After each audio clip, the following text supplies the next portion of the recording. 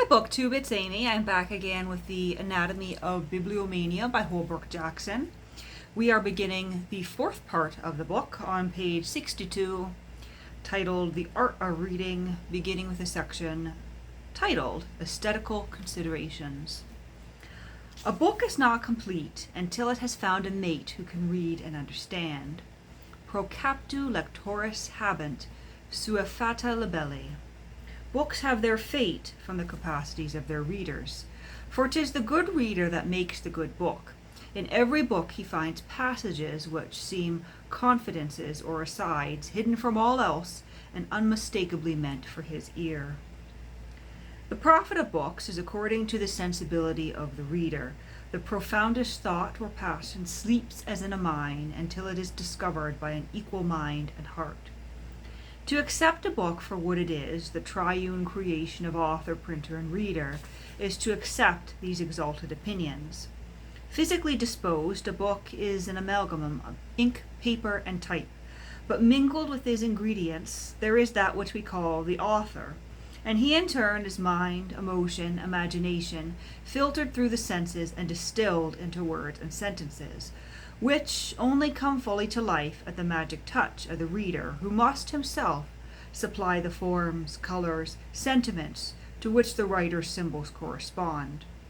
It will, says Anatole France, depend on him whether these be dull or brilliant, hot with passion or cold as ice, each word being no less than a magic finger that sets a fiber of the brain vibrating like a harp string, and so invokes a note from the sounding board of the soul. For as Vernon Lee sums it up, the words which are the writer's material for expression are but the symbol of the ideas already existing in the mind of the reader. The writer thus playing on the reader's mind as the pianist, although his fingers touch only the keyboard, is really playing on the strings. There must of course be strings to play on. Small wonder that a great reader is almost as rare as a great writer. Sir Walter Raleigh held that there are only 2 or 3 real readers alive at any given time, and Emerson claimed that there are not in the world at any time more than a dozen persons who read and understand Plato. Since writing, then, is justly denominated an art, reading should be permitted the same distinction. I will cite Sir Arthur Quiller Couch as a chief patron of this notion. He boldly gives out that reading is an art, if only because it depends so greatly upon selection, which is an art in itself. Selection implies skillful practice. Skillful practice is only another term for art. And another observer as stiffly maintains that it is almost as much an art as writing. To read well, that is, to read true books in a true spirit, is a noble exercise. It requires training such as athletes undergo, steady intention, almost of the whole of life to this object. Books must be read as deliberately and reservedly as they were written. To receive with happy discrimination ideas adorned by the art of writing is a task not less useful than writing.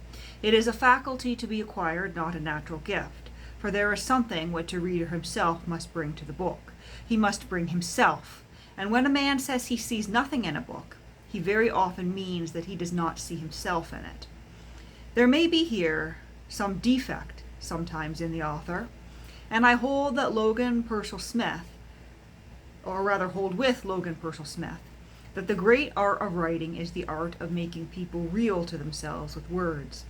All books, Bulwer Lytton will have, grow homilies by time, but only, he ought to have added, by time conditioned by readers.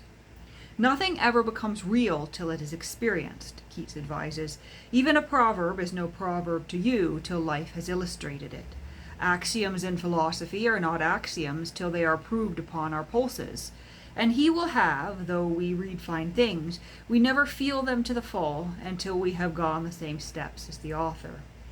To read a book in the true sense, Leslie Stephen gives out, to read it, that is, not as a critic, but in the spirit of enjoyment, is to lay aside for the moment one's own personality and to become a part of the author. Several in general affirm this, Thoreau among them, who holds that the works of the great poets have never yet been read, for only the great poets can read them. Crates contends that in order to appreciate the compositions of Herculetus, a reader must be a cunning swimmer, lest the depth and weight of the learning should drown and swallow him up. And Emerson argues that one must be a great inventor to read well. So vast the field, so many mazes and perils, that unless we be directed by some artist, George Wither warns, we shall spend half our age before we can find authors which are worth our reading. All those of whom we hear bring evidence to support these opinions, and the chains would be still more complete if we could add to it in the testimonies of those innumerable readers who never speak out, but are content to be of that silent communion which is a most fruitful destiny of literature.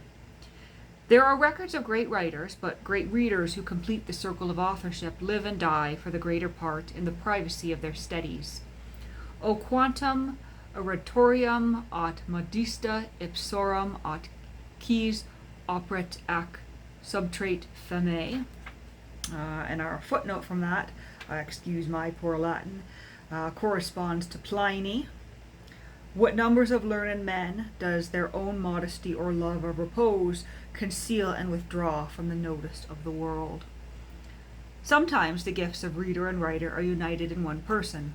Then we learn something about them. But in the main we depend upon the chance record of some chronicler or gossip woven into the story of his own life or times. The rest is a closed book.